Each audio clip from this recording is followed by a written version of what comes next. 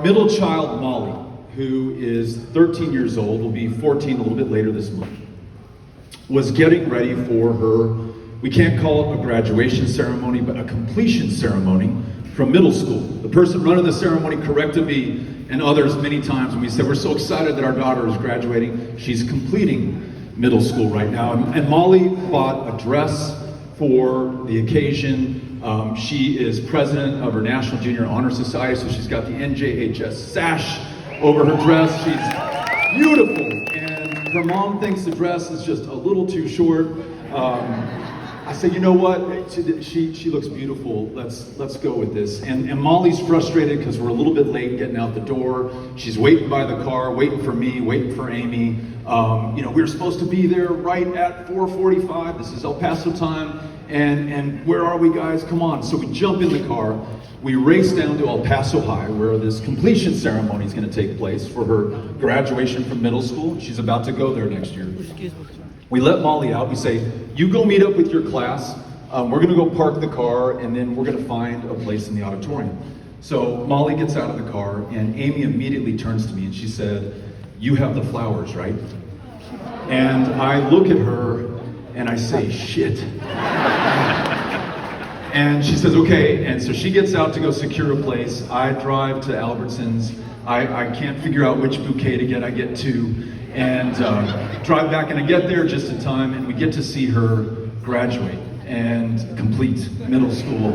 And as she's walking across the stage, any of you who have watched your child or grandchild do this, you know exactly how this feels. I mean, you just cannot help it. There are tears welling up inside of you. You are so damn proud of what this girl has done over the last 13, almost 14 years of her life. The effort, the work, the fact that she's on the all-A honor roll. I mean, I'm just welling with pride for little Molly. I felt something similar today. I was already in Dallas, and Amy sent me a video of our youngest, who's just about to complete elementary school. He's on his last days of 5th grade, and it's field day at Mesita Elementary, same elementary school I went to. And it's a video of Henry rounding the lap as part of his relay team. And he's racing against other kids, and again, just super proud. And the last person I saw before I jumped in Cynthia's truck as we made our way to the airport this morning was my oldest, Ulysses, who's just completing his freshman year of high school, and he'd just come back from a run. He gets up super early, runs before school, and then goes to his classes. He wants to be the best cross-country runner in the state of Texas, and he's working so hard to get this done. Now, I say this, why am I bragging on my kids and telling you their names and drawing them to everybody's attention right now? There's no one that I love more in the world than those three human beings. They are everything to me. They make my life make sense. I understand why I am on this planet in the first place when I am with them. And I say that because I want us all to draw to mind how we feel about our kids and our grandkids. Or if you don't have kids and grandkids, how you know your parents felt about you. Because when last week I was in Uvalde, and I was meeting on this day a week ago with parents who had lost that person that they love most in the world, that gives them their purpose in their lives. To see the look in their face, the fact that their focus was far beyond even this earth when I looked into their eyes. The pain, the grief, the suffering, the absolute disbelief. There is no way this can be real. I heard more than one parent say to me. I think this moment calls for us to try to imagine, because we all say, I cannot even imagine what that would feel like. Please try to imagine what that would feel like for 19 different families to lose that little boy or that little girl that was their everything, with just one more day of school left for them in their school year. The great things that were left undone in their lives that they were surely to accomplish. One of those little girls, Alithia, who was shot in that classroom in Uvalde last week. I was invited to her home by her parents, Jess and Ryan. And Jess her mom said, there's two things really, Beto, that I want from you, that I want from the world right now. One, I want you to know that my daughter existed. And I want you to know that she was beautiful. She was always happy. And she was an incredibly talented artist. And she pointed to the drawings and the paintings that were up all over the kitchen, that were in the living room as well. The paintings and drawings that had been copied faithfully by Alithia's 5-year-old daughter, sister Akila, who wanted to be her sister when she grew up. And so if Alithia had drawn a horse, there was an imperfect copy of that from Akila right underneath it, right there. She really was incredibly talented and gifted. And she was so young.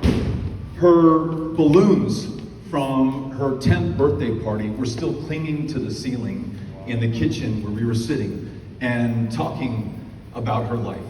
So remember that name, Alithia. I've never heard it before last Wednesday. I'll never forget it for the rest of my life. I hope we never forget it for the rest of our lives. Let her live on through us. That's one thing that her mom asked. The second thing is, she said, I don't want any mother to ever feel the way that I do right now.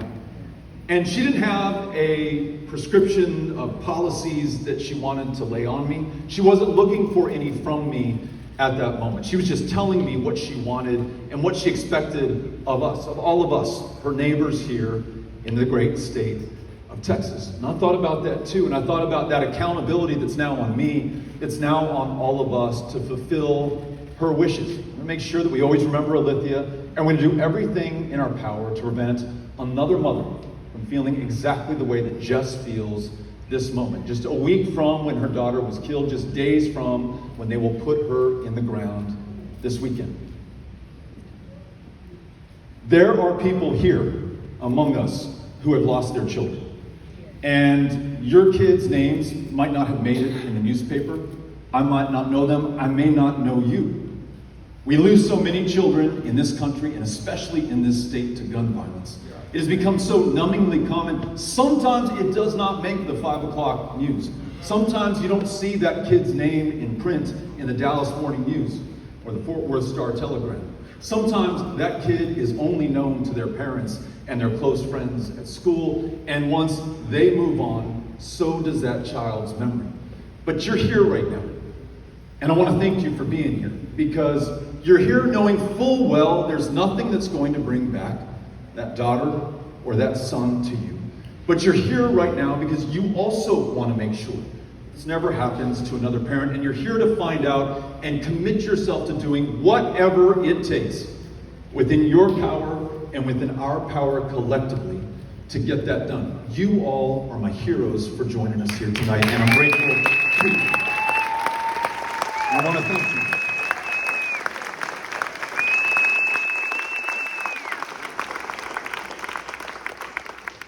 Now, if there's no one I love more than my kids, there's no one whose judgment I fear more than my kids. You all know what I mean if you've got kids or grandkids, right? And sooner or later, they're going to ask each one of us, because our kids are our conscience, what did you do? Now, Dad, you knew this stuff was going on.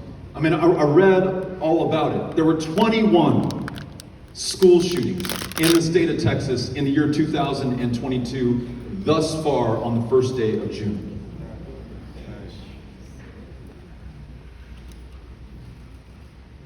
Hundreds of kids have died just in this very community over the last years, while we treat it as a natural disaster or an unfortunate storm that has passed through our community, as though we are powerless to do anything to stop it.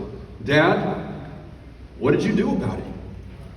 Was it politically inconvenient, to say the truth? Was it too hard to bring people together to find the common ground and start solving some of these problems before another kid died? Was there too much money and political points to be scored on the other side of this debate, so you just decided that you weren't going to take it on?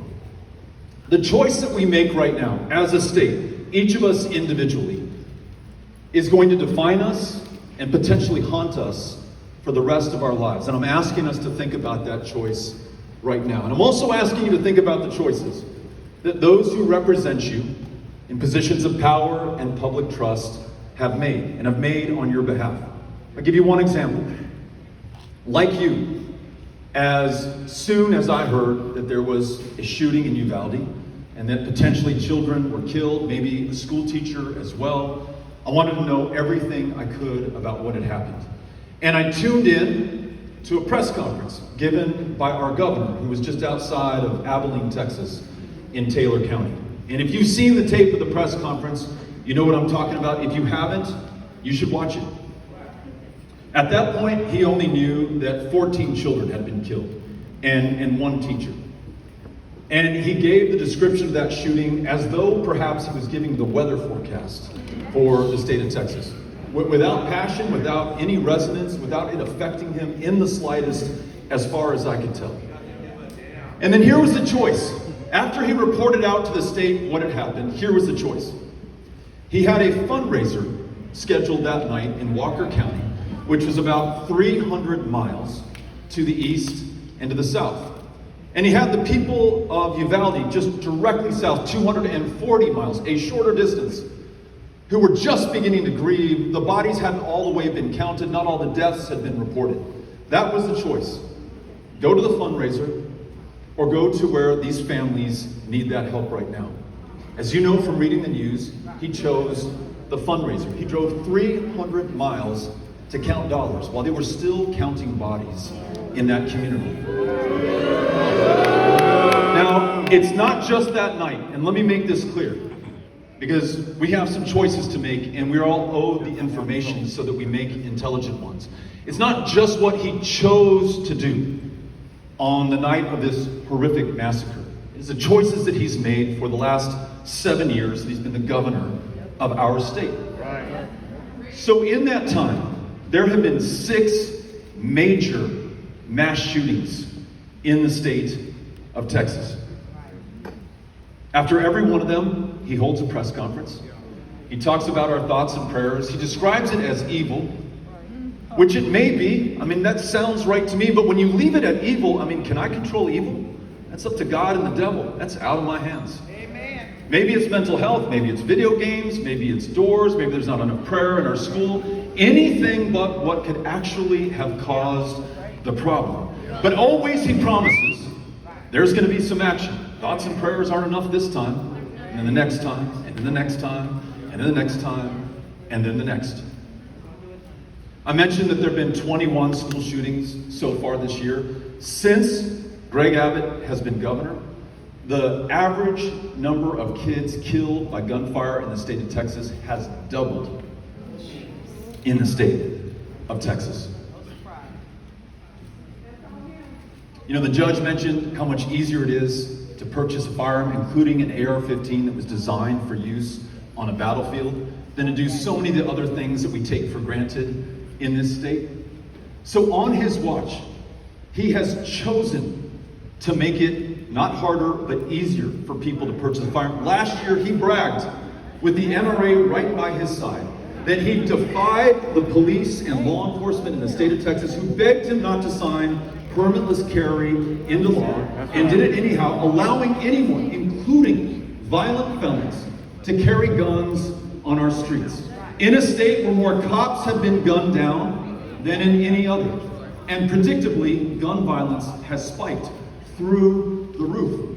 Because those cops said, Mr. Governor, in the last 5 years, 38,000 licenses to carry a firearm were denied in this state, because we deemed the applicant too dangerous to themselves or to others in their lives to carry a gun. And if you sign this, all 38,000 are going to be armed and loaded on our streets, as will the tens of thousands who knew better than to ever apply for a license to carry, because they never would have passed the background check. They're all armed and loaded on our streets as well. Not only did he not take action to save the lives of our kids, he took action to make it more certain that we would lose the lives of our kids going forward.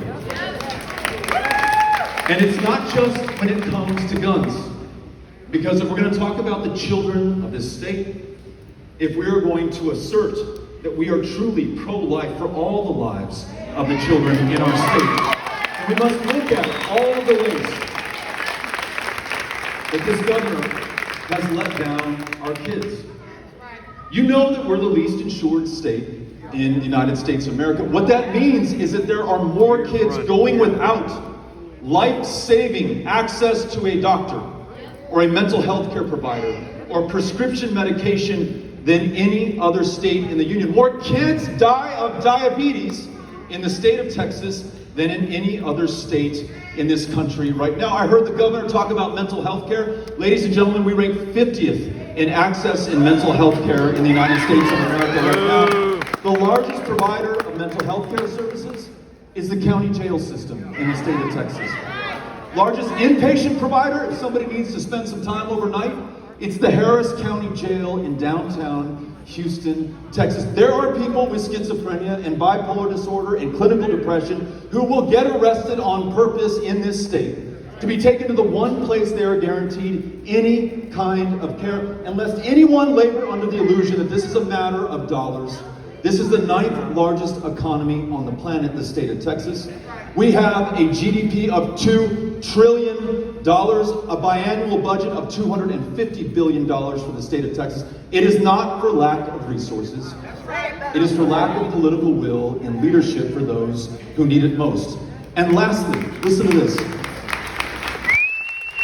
You wonder why the governor is hell-bent on pursuing the parents of transgender kids, right? Like, where did this come from all of a sudden? Of all the things that we face in this state, why is this your priority? Why did you call a special session, literally, folks, last year to determine which kids can play which middle school athletics? I guess that was the biggest problem in the state of Texas. Forgive me for not knowing. It may have had something to do that he wanted us to fight over this. He wanted us to distract the rest of the state. He wanted to pick on literally the most vulnerable children among us who are navigating one of the toughest things that I can imagine a child going through, with parents who love the heck out of these kiddos, trying to help them along the way, because Child Protective Services, also known as CPS, which he is in charge of, since the year 2020 has lost 100 children's lives in the custody and care of the state of Texas. There's this great federal judge named Judge Jack. Beto, why do you emphasize about killing children? I'm happy to give you the microphone, actually.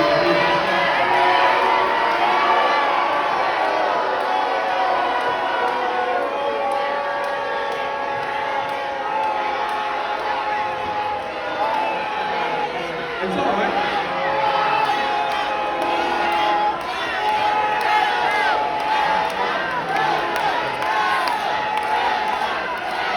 Boo!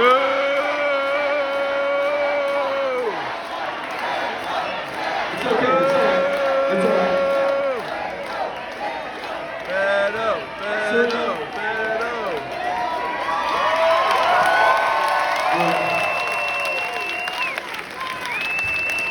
And let me just make this clear. I'm gonna make a few more comments, and then we are gonna turn this microphone that I'm holding over to you. And even if, and maybe especially if, you disagree with me, or you have a different point of view, or you've come to a different conclusion on any of the issues that I've talked about, I want to hear from you. My job as your governor is to make sure that I represent and serve all of us. And I don't care if you're a Democrat or a Republican or an independent, no me importa. You're a Texan, and I want to make sure that I have the chance to hear from you and work with you. But we're talking about CPS. And these kids in the foster care system, 32,000 of them, some of them will spend tonight sleeping in CPS offices, on top of, underneath the desks, in the hallways. Some of them who have been trafficked and rescued, or so they thought, were turned over to privatized providers by CPS under Abbott, and then allegedly trafficked or their images sold to child pornographers, again, in the custody and care of the state of Texas. There's a federal judge named Judge Jack, who 6 years ago said, hey, people of Texas, and especially you, Greg Abbott, The kids who emerge from this foster care system are more damaged than when they entered. We've got to do something about it. And she highlighted all of these problems. Well, in January this year, she issued another opinion, and she said, this situation, which I have just described, has gone from bad to worse. 100 kids died since the year 2020 in our care. It wasn't somebody else's problem. They belong to us through our governor right here in the state of Texas. So whether it's the health care that could have saved their lives that they went without and died, whether it's those within CPS care in the foster care system, whether it's the victims of gun violence throughout the state of Texas, it is directly a result of the choices that one man has made. But ultimately, and I hope you agree, that choice comes down to us. Because as I mentioned, that is a position of public trust. It does not belong to any one person or any one political party. It belongs to all of us. And we have a choice to make, as the congresswoman just shared earlier, on who is going to hold that position and what they will do with it over the next 4 years. So let me end with this, and then I want to listen to you. Here's how we help instead of hurt the children of Texas. When it comes to CPS, there needs to be oversight, there needs to be accountability. We must hire more CPS caseworkers because the load on those that remain is literally unbearable right now. There's got to be accountability when any child is harmed or we lose the life of any of our precious little ones, especially when they are in our custody and care. As one of the foster parents told me, we also have to foster the family and not just the child. That means making sure that mental health care is available to these families who are doing without right now. We've got to work to place kids, when appropriate, with family members and make it easier for grandmother or their aunt or uncle to be able to foster after we've done our due diligence and our vetting. We've got to look out for those kids. They're last on the mind of those in power right now. They must have a place of priority in this next administration. When it comes to healthcare, this one is really a no-brainer. We are one of the last states in the nation to fail to expand Medicaid. And folks, we came up with the program. Lyndon Baines Johnson signed it into law in the summer of 1965. That $10 billion that we are rejecting every single year, that's your federal tax dollars that are sitting up there in Washington and now going to another state. Our neighbors in Louisiana, Arkansas, Oklahoma, New Mexico, 3 with Republican governors have all expanded that. If we were to do that in the state of Texas, we would connect more kids with that care that's going to save their lives. As governor, I'm going to make that a priority as well.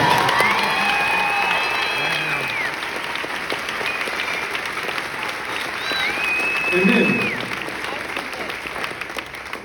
do we need to look at how we make our schools even safer? Absolutely. And I want to listen to teachers and to parents and to counselors and to librarians and to nurses and to administrators. They're going to be able to tell us what they need in their schools. And let's make sure that we're listening. Are there challenges with mental health in the state? Absolutely. You heard me. We're 50th in the nation. We have to, we must do better. And in addition to expanding Medicaid, that's a great start, but it is not enough. As governor, I'm going to pursue first in the nation from 50th in mental health care access so that we're all well enough to live to our potential and to fulfill our promise. But though those in power will do everything in their power to deny this next subject, it is on us to make sure that we bring it up and we stand up to be counted to do the right thing when it comes to gun violence in our communities. And you cannot address gun violence without addressing guns. That's right. So, I have traveled the state of Texas. I don't know if you've heard me say this, but I've been to each of the 254 counties of the state of Texas. I talk to people who agree with me. I listen to people who vigorously disagree with me, including on this issue. And here's where I find some common ground. And this is a place where I intend to start as governor. Number one, if you want to purchase a firearm in Texas, that's fine. You should just go through a background check so that we know a little bit about you.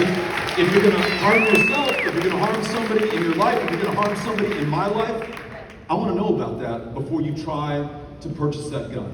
Now, in Midland, Odessa in 2019, Guy walked into a federally licensed firearms dealer and tried to buy an AR-15. Didn't pass a background check because a federally licensed dealer is required to go through one. But we don't have universal background checks in Texas, so he was able to buy the very same weapon out of the trunk of a private seller in that community. He then turned around and used that weapon on the people of Midland, Odessa, killed 7 of them before being killed himself. Now, universal background checks could have stopped that tragedy. Safe storage laws. How did I learn about that? Well, when I went to Santa Fe, Texas, in Galveston County to meet the parents of those who lost their children in the Santa Fe high school shooting. One of those moms, Rhonda Hart, who's become an all-time friend and hero to me, she said, Beto, I propose, after losing my daughter in this shooting, that we have a safe storage law. Now, the woman who proposed it, Rhonda, Army veteran, gun owner, lifelong Texan, she's one of us, and she says, listen, if you have kids in the house, if you have someone who is unstable and may harm themselves or harm somebody else, all this law would require is that you keep that firearm secured. So they can't take it out of the house as that 17-year-old did in Santa Fe and walk into that school and kill those people as they did my daughter. So safe storage law seems to make sense. Red flag laws or extreme risk protection orders. This is when somebody is saying, hey, I want to shoot up my school. Or hey, I want to kill my girlfriend. Or hey, I want to do something to myself. When they start saying that, or writing that down in a journal, or doodling it on the edge of their homework in their classroom, when you have a red flag law on the book, you can intervene, and you can retrieve that gun from that person through due process before they use it to harm someone.